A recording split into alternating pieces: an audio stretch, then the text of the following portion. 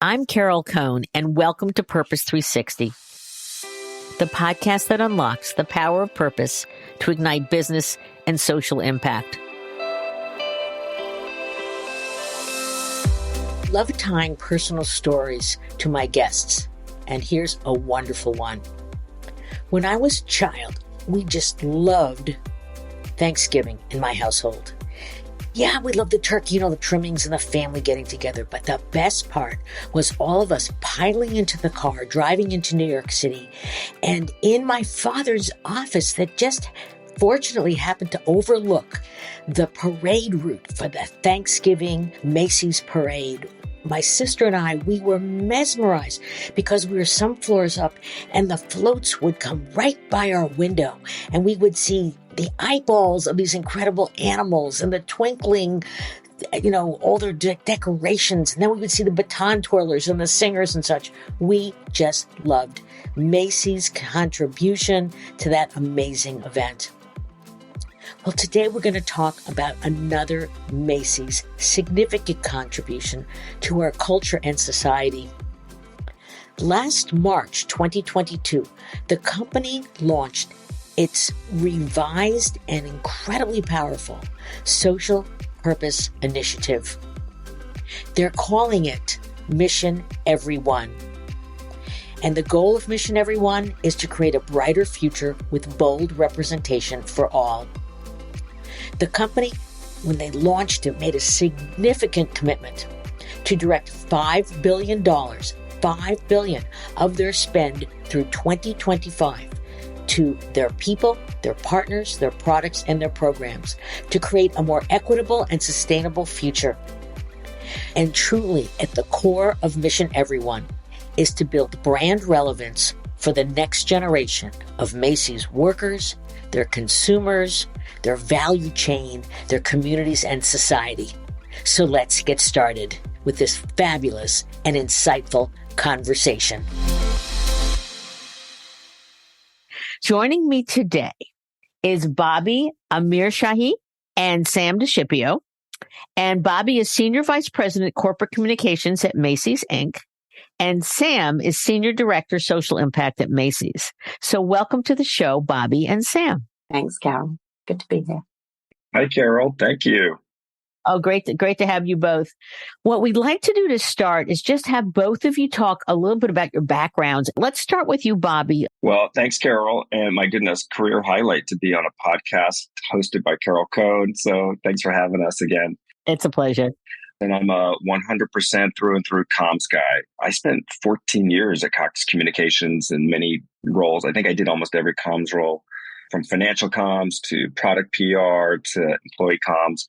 I did a very short stint at Comedy Central in LA. I got to work on South Park, which not a lot of people know that. But ultimately ended up in New York about 10, 12 years ago at Time Warner Cable. And that's where I worked on a program that you helped build, Connect a Million Minds. And then Time Warner Cable went bye-bye. And I shifted to Univision, worked there for several years, which I loved. And then finally got the phone call from Macy's about 3 years ago. And I'll tell you, one of the most appealing parts of the job offer was getting to work on what we today call social impact, which is Sam's team. So I'll leave it there. And Sam, a little bit about your background. Sure. Thanks, Carol. So I also started in marketing and communications for Avon in the UK. So again, worked in so many different roles within that business, whether it was with the UK market, our European markets, our global markets. And I always love that, how that experience has really helped inform everything I do now. You've got such a different view from working in a regional and global role. So that's super cool. So I moved to the States with Avon as well, working in the global team here, and then moved to Macy's about 6.5 years ago. And it was at a time that we were really building the comms function at Macy's. So I was tasked with go figure out what we're doing with social impact, or as it was then called, giving and volunteering. And different parts of my team now reported into different parts of the business. So helped to kind of shape the team that it is today. So I definitely had the most fun job at Macy's, Carol, leading the social impact work. Just talk a little bit about the team, the construction of the team, how many people, because it sounds like the two of you have built it together. Well, I'd say the team today is primarily structured by three groups. And Sam leads the one that is called social impact. So those individuals do the things that she just mentioned, plus cause marketing. Then you've got our enterprise comms team, which has all of our internal communicators, and we're embedded in the business. We've got thousands of employees in warehouses, many more in stores, and of course our corporate populations. And they also handle our corporate social media accounts and storytelling. And then you've got external communications. And this is a pretty diverse group that has not just corporate comms, PR, financial comms, but they also are responsible for the consumer PR communications for the Macy's brand itself. So it's a sizable team. And I'd love to just, for our listeners, just give them a bit of an update about Macy's, because Macy's is everywhere. And also Macy's owns other brands. Can you just talk a little bit about the construction of Macy's and also how you're evolving to respond to the new retail environment? The company name is actually Macy's Inc., as you mentioned earlier. And the 800-pound gorilla is a company that's pretty well known, Macy's, but also includes a rock star brand called Bloomingdale's, which last year celebrated its 150th anniversary and had its best sales performance year ever. And then there's another shiny brand that's smaller but growing and ambitious, and that's called Bluemercury. So we are definitely in the business of style and beauty across all three of those nameplates. I think for us, we entered the pandemic with the opportunity to actually accelerate some of the fundamental changes that were needed in the company. This is everything from the way we ship products around the world to the shelves where you buy from us, everything from how do we become smarter marketers so that we have a more personalized offer for you, Carol, versus everyone in New York City. And just being a lot more smarter about how we leverage our resources. That strategy really did do a lot to reset Macy's and bring us back to financial health and really reinvigorate our employee base to be so much more focused on customers in a way that we hadn't been as focused before. So that was exciting. Sam, I'd love you to talk about cause and your community engagement and philanthropy, which was the precursor to Mission Everyone. Absolutely. I mean, yeah, we've had such a long history and legacy of corporate citizenship, right? Whether it's cause campaigns in stores with different partners, whether it's our corporate grants or whether it's our colleague giving and volunteer programs. You know, we've had really long running programs, Bag Hunger. We had a volunteer program called Partners in Time for many years. And what was great about that was the local nature of it. But as we tried to report on our impact, it was really, we can talk about the big numbers. So we could say, we've raised this much this year. We've volunteered this many hours. Here's what we've done with this individual partner. But we couldn't say, here's what we've done from a mission perspective or a focus area perspective. Here's what we've done for fill in the blank. It was very much the big numbers and then the individual partners. So Mission Everyone really gave us an opportunity to give focus to that, to really transform it. Mission Everyone is to create a brighter future with bold representation for all. And as we looked at social impact, you can't create a brighter future without empowering the next generation of change makers, leaders, young people in general. So it gave us a great opportunity to give focus. Thank you. And we're going to really dive deep into Mission Everyone. How did you get there? A long process and a collaborative process. Right. So we had to get buy-in from Jeff. If you don't have buy-in from your chairman and CEO, it's not gonna be as successful. So we were in that time where we were able to think differently and think creatively and really brought partners together from across the business. So senior leaders representing marketing, sustainability, DEI, our friends from Bloomingdale's. It wasn't going to stick, right, if it wasn't authentic. So we took a lot of care, brought a lot of partners in.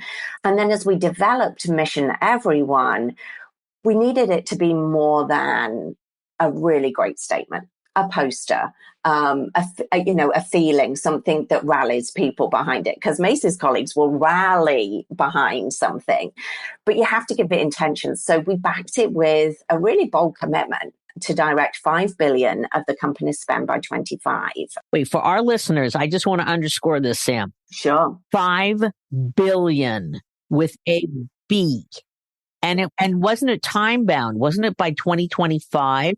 2025. Yeah. Wait, just hold on, because I really want you guys. You're like, let's just underline the B. Yeah. This is huge, and this is a holistic 360-degree approach. Because people always ask me, where is purpose going? It is going when it is embedded. So let's now unpack it, because it is stunning. Okay. How do I follow that, Carol? We've now got to carry around a highlight and underline for the 5 billion every time to give it real intention. But you're right.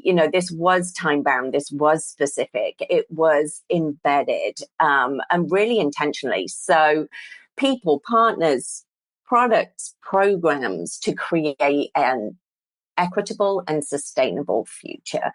It has to go beyond that statement. It has to be embedded. It was designed to be a filter for decision making. It was designed to support our business transformation, to put a spotlight on what's authentic to Macy's and help us tell that authentic story of who we are, and all to build relevancy and all to help us with, growing our business in the future. Bobby, you want to add on to that? Yeah, I do, because I think for your listeners, you're right. Like 5 billion, like I could barely get, $1 million added to my corporate giving budget, right? Like it's not that. It's the fact that companies of our size, especially a retailer, we already spend billions to acquire product or to make product that we then put on a shelf in a warehouse that you buy through Macy's.com, or we put it on a shelf in Bloomingdale stores, and you get the gist. Now it's saying, we want you to shift that spend towards the people, programs, and products, as Sam talked about, that actually make a real difference in the lives of not just these entrepreneurs, but actually in the communities that they are in. And it really has a domino effect. And that's what we're trying to track and measure every single day. And you can see, just by talking about it, it touches every single department at Macy's Inc. It does. And that's why I called it stunning, because you've embedded it into the business. And so let's get specific and talk about some of your programs and initiatives. So we looked at our supply chain partners. How are you going to support these very aggressive goals that we've put forward? And so companies like us will do what we call auditing, our own auditing, to make sure we're doing the right thing. I remember thinking with our head of supply chain, why are we doing the bare minimum or just thinking about it as an auditing? What if we did the opposite? What if we took some of our corporate giving budget here in the US, worked with US-based organizations to then provide proactive programs that make it the kind of factory you want to work in? And many of the factories that produce these products and clothing and apparel that we sell, they're predominantly employ women.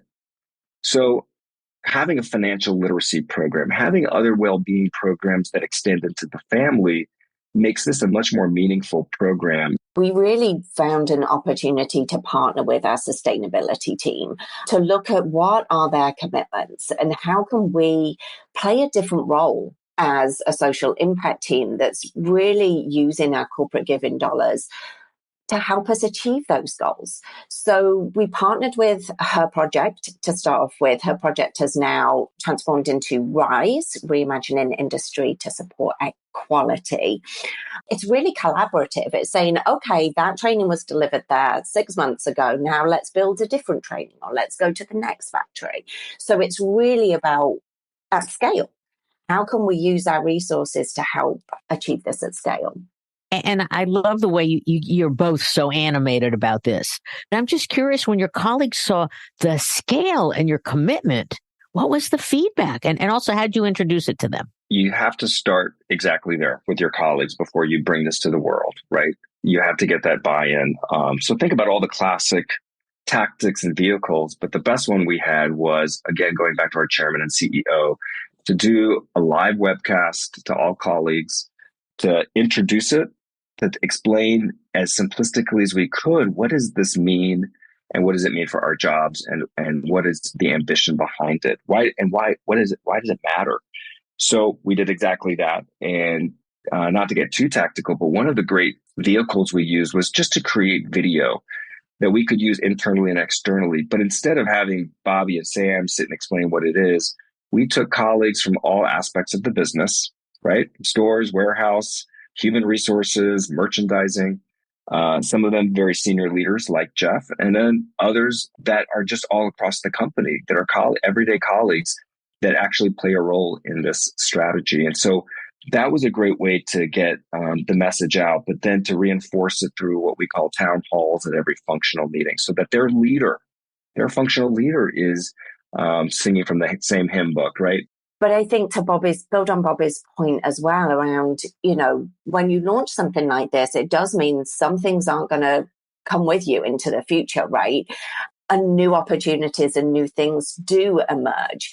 But I think what folks got excited about is that this wasn't siloed. It wasn't about one team being able to contribute this and everybody rallying behind them. It's a unification. It's an alignment. You talk about framework. It is brilliant. You have taken this incredible step up in terms of the sophistication, the integration of MEO. So I want to get now very specific to a portion of MEO, Mission Everyone, which is how we worked with you for, I think it was only 3 months, but it was a delight. And you had this amazing initiative called Believe during the holidays. And you also had an amazing partner, and you were going to have to pivot. And so I think there's huge lessons learned in terms of this entire challenge. So Bobby and Sam, talk about, you had Believe, you were going to make the shift, what you had to do. Well, I talked earlier about how we were going to have to rethink all of our cause partners and corporate giving partnerships. And I think what I won't say it made it easier, but it made it feel better, at least on our end, was that we were transparent with our partners from day one. Meaning, when Jeff put down the directive to think about a social purpose strategy, we told our partners that we were embarking on this work and that it very likely would create a lens and a direction by which we choose these partnerships moving forward. And we had no preconceived notions. We really did have no preconceived notions in those early months of doing the work, as we were doing listening tours, research in the marketplace, etc. And so when it became apparent to us that our youth empowerment focus at scale would be the North Star, if you will, we realized there were a number of partners that didn't exactly fit into the strategy that we put forward. But having, you yourself, Carol, just pointed it out, it was a long-term partnership, and also one that was so embedded with the Believe program, which was a marketing consumer facing in all stores and website, etc. So I think for us, it was important that anything that, and I remember this mantra to my team, anything that we take away has to be replaced by something just as good, if not better. And Carol, that's when we called you, because we knew the enormity of the challenge and we had to get it right the first time. You covered it all, and it's the right decision, but never an easy one when you have something that's got such equity, it's got such affection for our customers and our colleagues. So it was really important to us that we were thoughtful and intentional with our partners that we weren't going to be moving forward with. So as it relates to Make-A-Wish, we landed the social purpose strategy probably right as we were entering our 2021 campaign. We knew we were going to launch in March of 22. That's a short time frame to take away a program like that from an organization like Macy's and an organization like Make-A-Wish. So we found a way to make it work to have one final campaign in 22. We felt that that was really necessary to honor the partnership, to support the transition. And it wasn't without its challenges, running two major campaigns, sunsetting one partner, introducing a brand new partner in exactly the same time frame. We certainly supported other partners as well, very much. How can we help you as well? How can we speak to other organizations that are prospective funders? Here's a packet of quotes and testimonials and a collective impact that you can take and share with anybody. We were very intentional about how we supported our partners through the transition. So that was so sensitive and so well thought out, but you then needed a new partner. You needed a new partner to reflect with its great authenticity, mission everyone. And so that's when we worked together. And so you also had very specific criteria because the partner had to be big enough and they had to have measurement and on the ground capabilities to support, because you are part of the community. And so in terms of, as we looked at potential partners, there were some of the obvious ones, but then there were some non-obvious ones. The great thing that we did together is once we narrowed it down to 3, they gave us proposals and, and they walked you through it. And then we were your guide, but you made the decision. So can you talk a little bit about that process, but then who you picked and how that's going? We came and we asked you and your team, what's a national partner? And unlike some of the other partners that we have gone after the past couple of years, we on this one, we required strong brand recognition, right? Because it's embedded in how we show up as one Macy's for the holiday. We also said that it needed to have affiliates or arms and legs in all the major metros where we have stores and do business. And that they have to have, a proven track record of being able to do local market activation.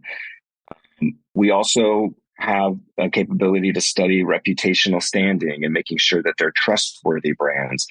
Sam and I have an incredible responsibility as being part of the reputation managers of the Macy's brand here in this country.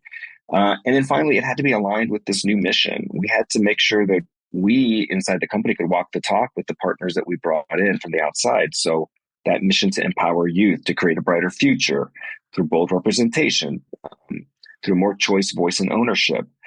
Those words had to matter and come to life through a new partner.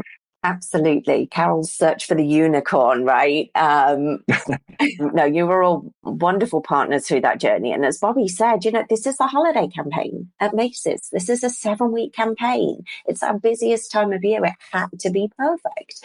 It had to be an organization that our colleagues got excited about, and it had to be an organization that our customers got excited about and recognized and knew and trusted and all of those things. Big Brothers, Big Sisters of America were the obvious partner. As we met with Artisan team, it was just from day one, mission alignment. You could feel the energy, the excitement. There was a mission alignment. There was a national brand recognition with the local agency activation. It checked every box, but there are more boxes that the partnership has been checking since we kind of came together just 18 months ago. But it's also as we started to socialize the new partner with our leadership, as we got buy-in for who we were going to move forward with. What's amazing is the number of stories, different leaders across the business saying, oh, my brother was a big, or my sister or my nephew's a little. There were so many personal stories and personal connections that it already felt like the organization was embedded within ours. We had certain markets in the country that had been partnering for many years. There's one thing I could add there, Carol. Sam referenced their leader, Artis Stevens. I'm sure you've met him and know him. It was not just him himself, but also some of his senior leaders, Alicia and others come to mind, who the way they talked about their incredibly ambitious goals, the journey that they've started under his leadership of where they want to get to. Again, I said how it aligns so perfectly with the mission everyone ethos, but I think there was something really exciting. There was something about they're not standing still. that there is a place where it's going to really change more lives for more young people who need it, in our community and our society needs it. You can hear from my voice, right? Like there was something about what artists gave to us that made us feel like, oh my gosh, what can Macy's and Big Brothers Big Sisters do together? And that, I think, is part of the magic, is part of what we want to try to unbox and bring out into the spirit of the holidays as well. So it's stuff that it's hard to put a name to it, but it really was an amazing alignment. For our listeners, when you're looking for a partner that is going to be part of business strategy and societal strategy, you need to really, you had wonderful criteria that you talked about, Bobby and Sam, but then you need to really do your homework and find not just the organization's history and their services, but also who's their leadership. And I knew that if, we had to make a recommendation, but then every one of the recommended, we only got down to 3. They had to show their stuff to you. We had to step back and let them shine. And my fingers crossed that artist would, and he's done a brilliant job. I know it feels like we're extended team members. Very quickly, we became family. PSA for our friends at Big Brothers Big Sisters. I know they're really looking to recruit more bigs that can create this life-changing mentor relationship with a little, who is a young person and can be anywhere between 6 and 25 or young adulthood. And I think the biggest growing or fastest growing segment for Big Brothers Big Sisters is that 18 plus. I think they've traditionally focused more on younger kids that need a mentor in their life, but now it can be, college age. And to your credit, we went so fast because you came to us. We started working, I think, in May, and you were going to launch that holiday season. This is airing right during your next holiday season, and with not a lot of lead time, your incredibly engaged colleagues and generous customers, you raised $4.8 million, Mm-hmm. and you 4.87. 87, which I think I remember when you sent me a note and you were like, oh my God, I have to tell you, this is so exciting. Kudos to you. But again, you're embedding this. It's not just a cause marketing roundup initiative. This is so much more about scale and engagement into your local communities. Is there a story that perhaps from one of your stores or your colleagues that really touched you regarding your relationship with Big Brothers Big Sisters? And oh my gosh, there are so many stories, but one that comes to mind, and I wish I could remember the real specifics on this, but I do remember that when we asked our colleagues for stories, somebody that works in one of our stores, one of our store managers, talked about building a relationship with their little. And she shared that, they'd been partnered as the mentor, mentee, the big and the little for a number of years. And then ultimately she adopted her. Oh. And it was just this wonderful. That's a great story. Goosebumps That's a story that was super cool. So that one certainly comes to mind. But there's just so many, Carol, and they're not all as big as that, but, there are so many stories of just how our stores have got engaged. And I think one of the wonderful things about Big Brothers Big Sisters is when we launched this, their network of agencies across the country were ready to go. So they built partnerships with our local stores. There are so many that took advantage of that opportunity to start to build that relationship and build that connection. That is powerful. Since this is airing right during the next whole giving season, can we tease our listeners with a little bit of what they're going to see or hear about with Big Brothers, Big Sisters, and Macy's? I mean, we're going to bring back the roundup because, obviously that helps us to raise the funds to support the mission throughout the year. We always feature bigs and littles in our campaign creative. So we have Serenity and Patricia and Joe and Ocean this year. But a couple of super cool things. We're really excited about this.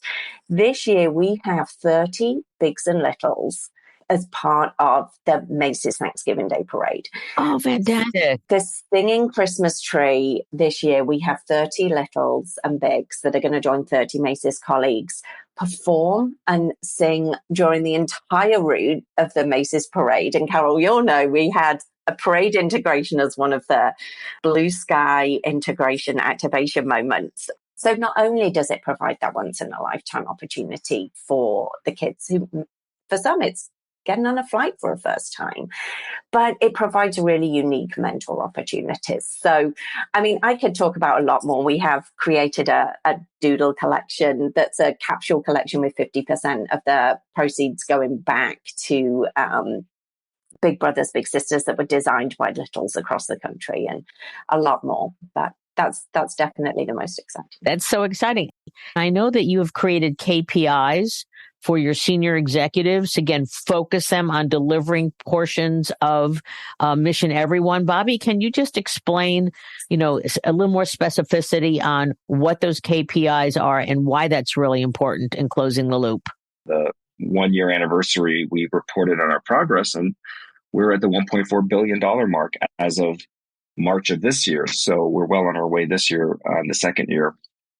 Some of the other aspects of Mission Everyone are about our ambition to have greater representation at the director title and above across the corporation. So how are we doing with that? Those are KPIs that are embedded in some of our performance evaluation of leaders in the company, and on and on. There are lots of different KPIs, but those are ones that I think listeners can get their head around pretty easily. So I think for us, it's about being accountable to these bold commitments that we put out at the very beginning. I just flash back because I know those of your folks listening on here talk about what it's like to design a program. There were some bare knuckle moments, dare I say, when we tried to on live calls via the transformation office to say, can we really reach 5 billion? I remember at one point we said, well, we can get to 4. We see a roadmap to 4.3. Okay. What about if we do this? That could be 4.7. And I just remember, it was, we have a pathway, but there's so much work that has to happen to get there. And so I think about the fact that it really is truly company-wide, colleague-wide initiative. Thank you for that. I love the bare knuckle moments. The other thing you do, and you're very clear about it, is collaboration. And before we close, can you talk about SPUR Pathways? So SPUR Pathways is one of the offshoots and programs within Mission Everyone that really was championed and led by our Adrian Mitchell, our Chief Financial Officer, who is now also our COO, by our head of procurement, our DEI team, working closely with us and others, to recognize that while there are many diverse-owned businesses out there that have fantastic products, ideas, ambition, it's actually, I dare say, hard to do business with a company the size of Macy's to scale with us. And not just Macy's, right? Any of the large national retailers. I'll tell you one thing that they need. They need capital. And it is hard to access capital for whatever reason. And so last year we partnered with Momentous Capital to identify ways in which we could leverage SBA loans. Because frankly, for us to see success in the program, it doesn't mean you just work exclusively with Macy's. You work with competitors and peers of Macy's as well. So I think for us, it's been a great first year, and we're hoping to get some more good stories out there in the future about what some of those companies have done.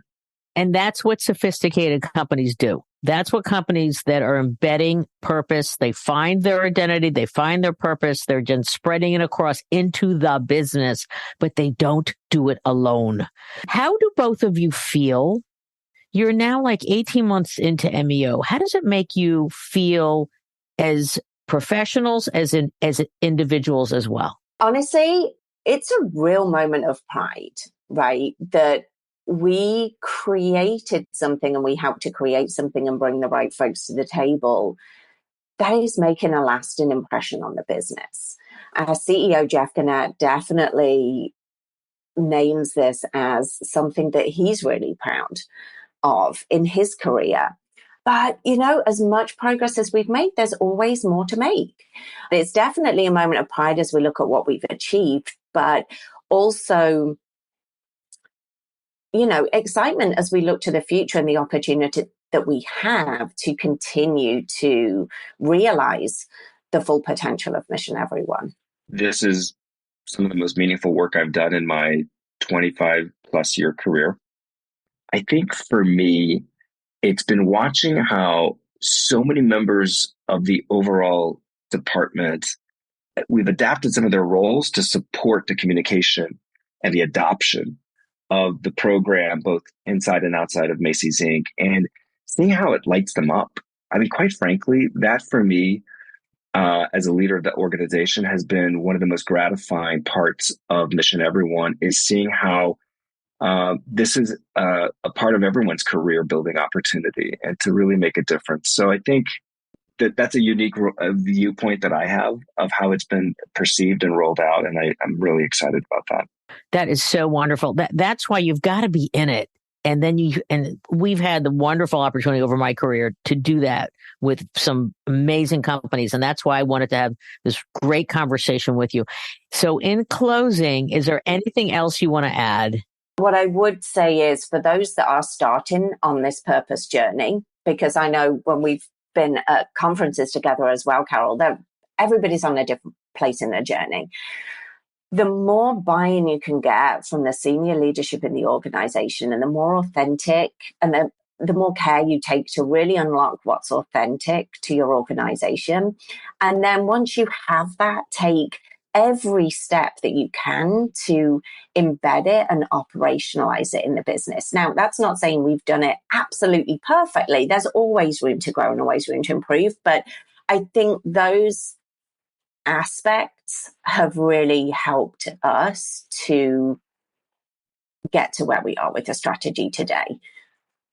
It has to be, as we talked about, embraced by all of the other leaders in the company so that it doesn't feel like something is shifting dramatically when there's a different leader. Jeff is, of course, retiring in February, because our stakeholders can see that. The customer can see it, the colleague can see it, and our shareholders can see it. And that was another thing that I think in the back of my mind started to come to the foreground of my mind of like, whatever we build has to be a commitment that we get to the finish line in terms of the goals that we set out. So I think that for me has been an interesting lesson, or at least something that I'd want to leave with our listeners. I think that's a brilliant comment. And you both talked about embedding, and you talked about authenticity, and it's got to be real and it's got to be sustained. I make this comment, purpose is not something you turn on and off with a switch. I mean, the power of it is extraordinary. And I want to thank both of you for an amazing conversation.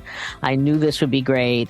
And I just want to wish you, such great success this holiday season. So everybody go shop at Macy's, do your roundups, tell your friends. Perhaps you want to volunteer to be a big with Big Brothers and Big Sisters. I'm getting thumbs up from Sam. So congratulations. I just love the conversation. I know it's going to be a big hit on Purpose 360, and I want to thank you for your time. Thanks, Carol. Thanks so much, Carol.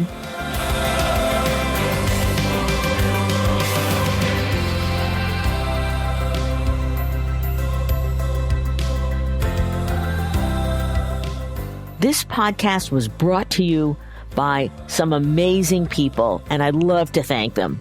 Ann Hundertmark and Kristen Kenny at Carol Cohn on Purpose, Pete Wright and Andy Nelson, our crack production team at True Story FM, and you, our listener. Please rate and rank us, because we really want to be as high as possible as one of the top business podcasts available, so that we can continue exploring together the importance and the activation of authentic purpose. Thanks so much for listening.